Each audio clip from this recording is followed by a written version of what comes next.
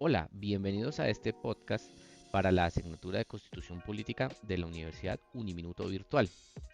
En el día de hoy tenemos unas cuantas preguntas que son muy importantes para nosotros, en especial para todos los colombianos. Debería ser un tema en el cual todos deberíamos estar siempre pendientes, ya que aunque hay algunas cosas que damos por sentadas, la realidad es que pueden llegar a verse vulnerados ciertos derechos sin que nosotros los tengamos siempre presentes, probablemente porque no lo vivimos de cerca.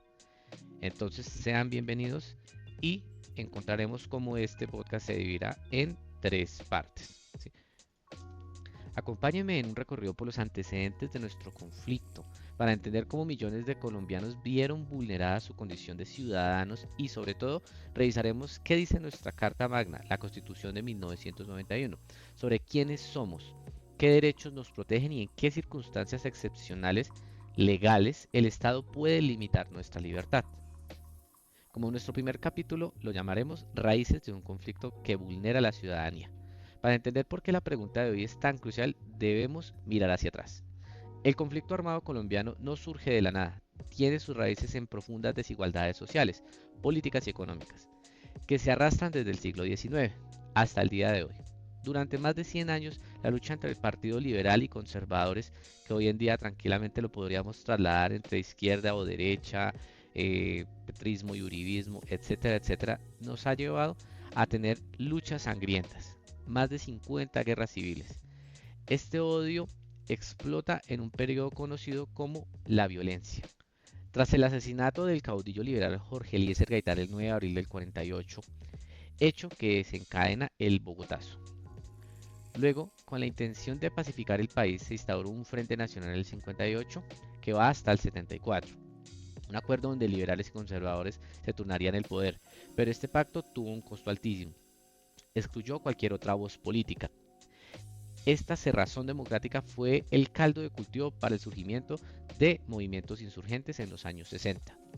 Guerrillas como las FARC, EP, ELN, EPL y M-19 nacieron en gran medida como respuesta a violencia, a esta exclusión, a la injusticia social y a la concentración de las tierras dentro de unos pocos.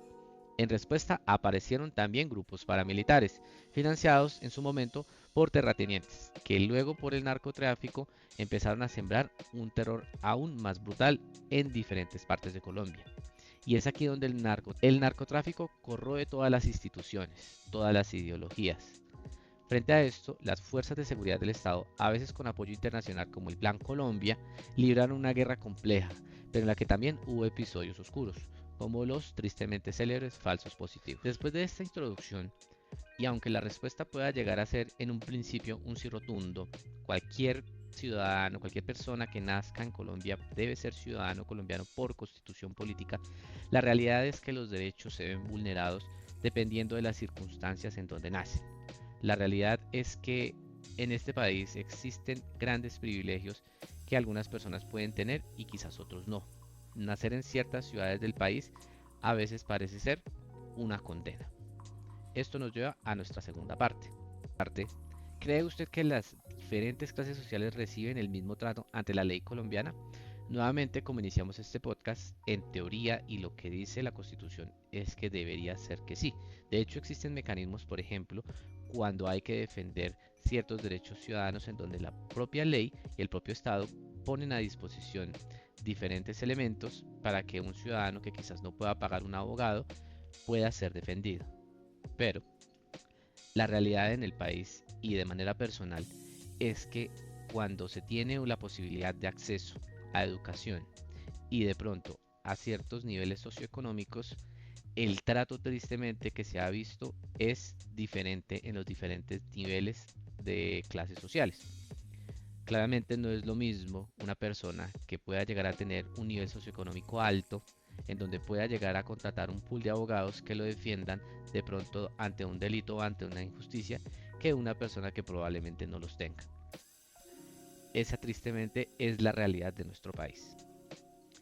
Así bien, pasando a nuestra tercera pregunta, las diferentes comunidades indígenas, afrodescendientes, campesinas, entre otras, gozan de las garantías que ofrece nuestra Carta Magna de 1991.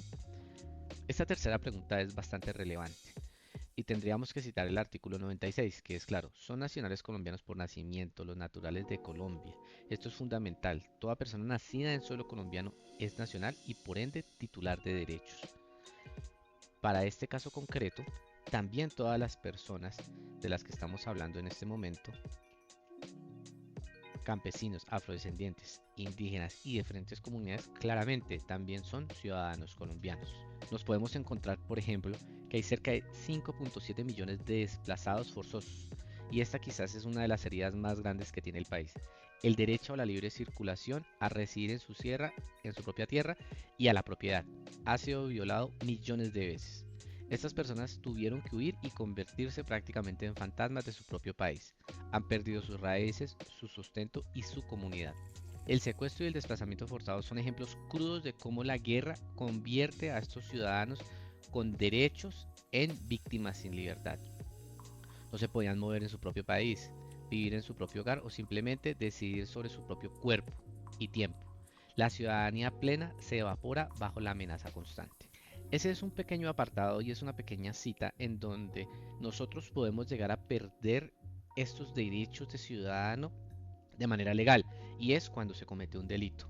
Pero a pesar de haberse cometido un delito, cada colombiano tiene derecho a un debido proceso. En conclusión, la Constitución dice que sí, sin ambigüedades, nos reconoce como nacionales por nacimiento y nos garantiza derechos que son inviolables, como la libertad. Pero la historia reciente nos demuestra que la ciudadanía no es solo un papel, es una experiencia de vida. Y durante décadas para millones esa experiencia fue de terror, ausencia de Estado y derechos negados. De hecho, hoy reflexionar al respecto sobre esto no es solo un ejercicio histórico, es una forma de honrar a las víctimas, de valorar la paz y de comprometernos a que nunca más un colombiano vea su condición de ciudadano reducida a la de una víctima o un refugiado de su propia patria. La tarea ahora es hacer que ese sí constitucional sea definitivo y verdadero para todos. Muchas gracias por ver este podcast y nos veremos en una próxima sesión.